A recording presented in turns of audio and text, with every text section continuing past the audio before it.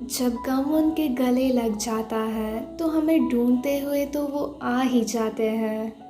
आखिर हम उनके लंबी बातों को दिल से जो सुनते हैं, इस बात की दुख तो नहीं है, लेकिन इस उम्मीद में तो हम आज भी रहते हैं कि कभी उनकी खुशी के पल में भी हमारा जिक्र हो जाए। इस अनजान सी रिश्ते की शायद आदत सी हो गई है। उनकी आवाज़ सुनने के लिए तो ये कान तरसती ही रहती हैं।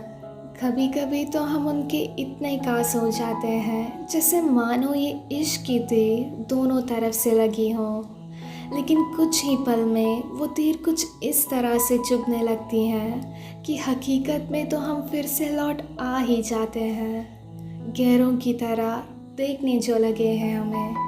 उनके प्यारी बातों से ज़्यादा उनके बदलावट पर ही थोड़ी नज़र अगर दे देते तो शायद आज गूगल में उन्हें भूलने की तरीके ढूंढने नहीं पड़ते। पर ये बात तो हमें आज भी तड़पाती है कि उनके किए हुए सारे वादे झूठी कैसे हो सकती हैं। लेकिन ये भी तो सही है कि जहर भी तो मीठी हो सकती हैं। वक्त के साथ साथ लोग भी तो बदल जाते हैं।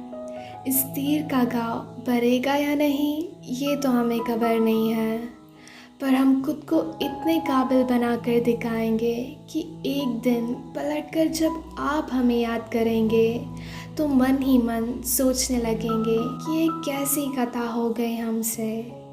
जब हीर खुद चलकर हमें गले लगाया था तो हम उस हीर को छोड़कर पत्थर से क्यों गले लगा कर बैठे। आपसे नफ़रत करना तो हमें आता नहीं है, लेकिन खुद से मोहब्बत करना ज़रूर सीख लेंगे। संघर्ष तो आपके मन में है, लेकिन हम तो खुद की काबिलियत को जानते ही हैं। कुछ यादों को अब दुख का नाम ना देकर इसे हम सीख ही समझ लेते हैं, पर इस सीख की ये कीमत लगेगी ये तो कभी सोचा नहीं था।